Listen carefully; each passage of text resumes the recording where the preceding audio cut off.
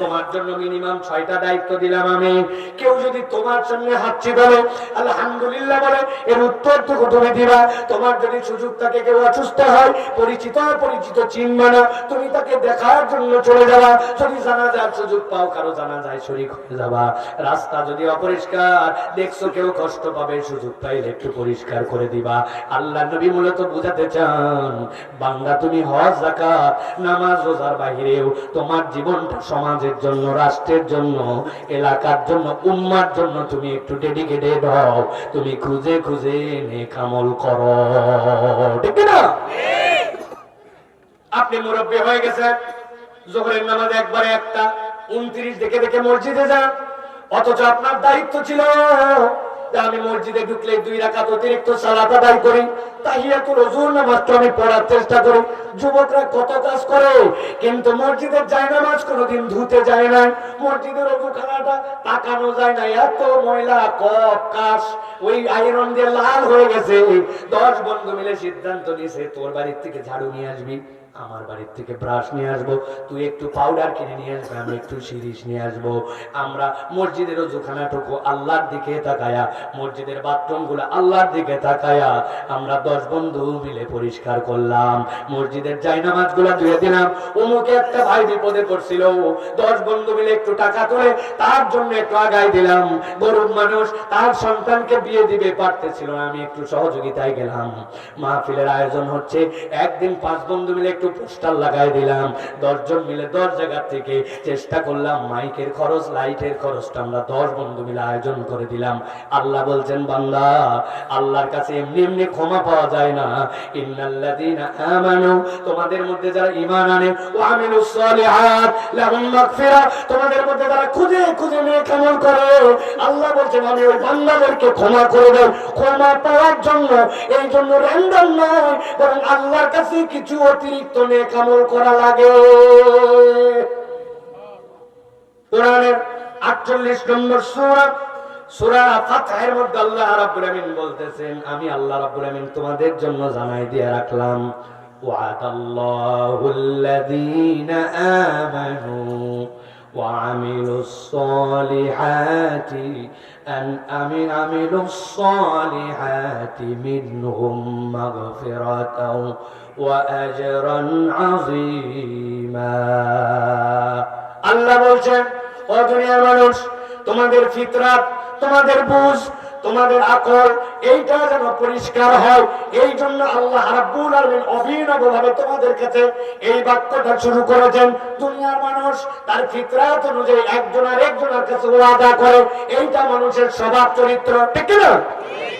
আপনার বাচ্চা আপনাকে বাজার থেকে আসার সময় বলে দিছে, আব্বা আসার সময় মনে করে আমার জন্য একটা চিপস আনবেন আর একটা ললিপপ আনবেন।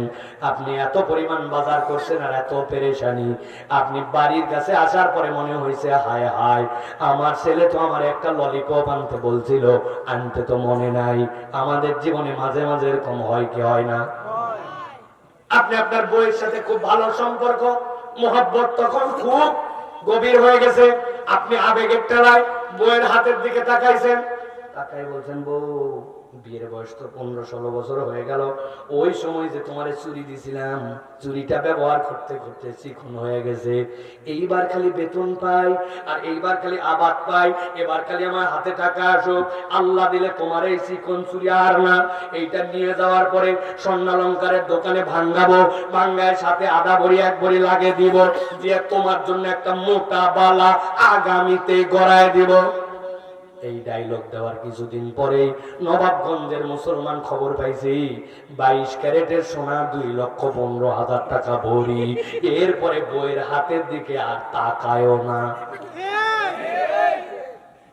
আল্লাহ রাব্বুল আলামিন বলছেন, বান্দারা, আমি আল্লাহ রাব্বুল আলামিন এরকম কোন ওয়াদা করি না, আমি আল্লাহ ওয়াদা করতেছি, ওয়াদাল্লাহুল্লাযীনা আমানু ওয়া আমিলুস সালিহাতি মিনহুম মাগফিরাতাও ওয়া আজরান আযীমা।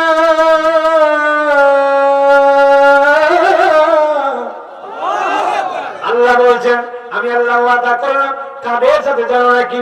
তোমাদের মধ্যে যারা ঈমান আনবে, আর ঈমান আনার পরে ওই বান্দা বসে থাকে না, ইমানের সাথে বান্দা যখন নেক আমল করে, আল্লাহ বলছেন আমি ওয়াদা করলাম আমি ওই বান্দাদেরকে আমার নিজ গুণে ক্ষমা করে দিব। আর কেবল ক্ষমাই করব না, আমি আমার বান্দার জন্য জান্নাতের ব্যবস্থা করব। অনেকেই ভাববেন হুজুর এটা আবার এমন কি বিষয়? ঈমান আর নেক আমল সবাই তো জানেন। প্রিয় ভাইরা, এই জন্য আমি আপনার কাছে প্রসঙ্গ এনেছি। আপনার আমার নেক আমলের কনসেপ্টের ব্যাপারে বিরাট ঝামেলা। এলাকার মানুষকে যদি বলা হয় ভাই নেক আমল কোনটা বলেন তো, ভালো কাজ, উনি বলবেন নামাজ রোজা হজ যাকাত, এইগুলাই তো ভালো কাজ, ঠিক কিনা?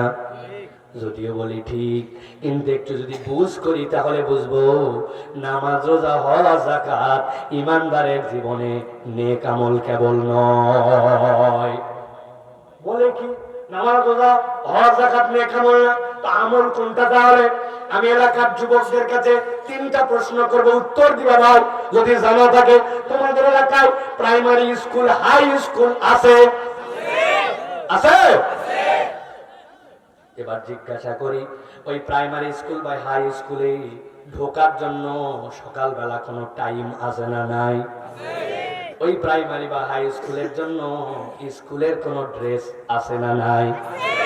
ওই প্রাইমারি বা হাই স্কুলের জন্য পরীক্ষায় বসার পরে পাস মার্কের সর্বনিম্ন পরিমাণ পাস মার্ক নির্ধারিত আছে না নাই? আপনার এলাকার স্কুলের ঢোকার টাইম হচ্ছে সকাল 8:30।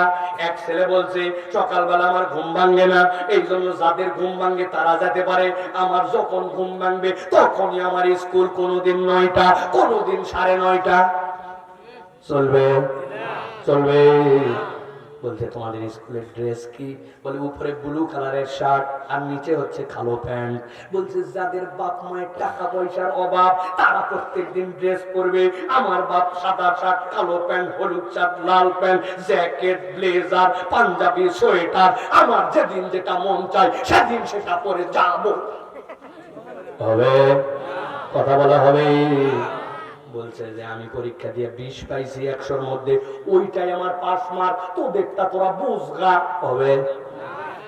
এটা এমনি এমনি মজার জন্য বলি নাই। তরুণ যুবক, আল্লাহ যে বললেন ইন্নাল্লাযীনা আমানু ওয়া আমিলুস সলিহাত, তুমি নেক আমলের বুঝ যদি মাথার মধ্যে পরিষ্কার না করো কিয়ামতের দিনে কিন্তু ধরা খেয়ে যাবা। ইসলাম যদি একটা স্কুল হয়, এই ইসলামের স্কুলের মধ্যে আপনি যদি মুসলিম নামের ছাত্র হন, এটা যদি একটা ইনস্টিটিউট হয়, তাহলে নবী বলছেন বুনিয়াল ইসলাম আলা খামসিন, ইসলামের বেনা 5টা। আপনি যদি ইসলামের স্কুলে নিজের নাম ঠিকানা রাখতে চান, আপনার নামাজ লাগবে, রোজা লাগবে, হজ ফরজ হলে হজ লাগবে, যাকাত ফরজ হলে যাকাত দেওয়া লাগবে। এখন আপনি নিজেকে পরিচয় দিচ্ছেন মুসলমান, কিন্তু পাস মার্ক আল্লাহর নবী যেইগুলা দিলেন এইগুলা যদি আপনার আমার জীবনে না থাকে তাহলে মুসলমান হিসাবে আমার নামই থাকবে না, ঠিক না? এখন যেই নামাজ রোজা হজ যাকাত না থাকলে আমার পাস মার্কই হয় না, আপনি মনে করছেন এটাই কেবল ভালো কাজ, এইটা করলে আল্লাহ মানে মাফ করে দিবেন। না না না, অবশ্যই এটা ভালো কাজ, তবে এর সাথে আপনাকে আল্লাহর কাছে ক্ষমা প্রাপ্তির জন্য এমন কতগুলা ভালো কাজে মনোযোগ দিতে হবে যেটা নামাজ রোজা হজ যাকাতের বাইরেও আল্লাহর কাছে ভালো কাজ হিসাবে ক্ষমা প্রাপ্তির মাধ্যম হিসাবে উপস্থাপিত হতে পারে। নবী বলছেন